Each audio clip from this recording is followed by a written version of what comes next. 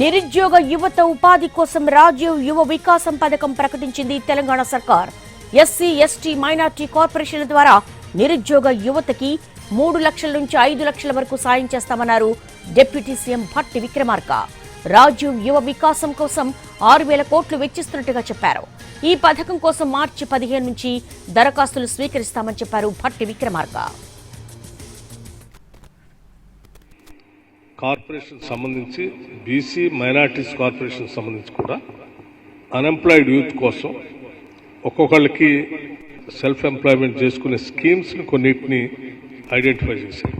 స్కీమ్స్తో పాటు ఒక్క స్కీమ్కి 3 లక్షల రూపాయలు తగ్గకుండా 5 లక్షల మంది దాదాపు లబ్ధిదారులకి ఉపయోగపడేటట్టుగా 6,000 కోట్ల రూపాయలతో రాజీవ్ యువ వికాసం పేరుతో రేపు 15 మార్చి 2025 నుంచి ఈ కార్పొరేషన్స్ అప్లికేషన్స్ ఇన్వైట్ చేస్తూ ఉన్నారు. సెలక్షన్ ఆఫ్ బెనిఫిషరీస్ ని 6th ఏప్రిల్ 2025 నుండి 31st మే 2025 కల్లా కంప్లీట్ చేస్తారు.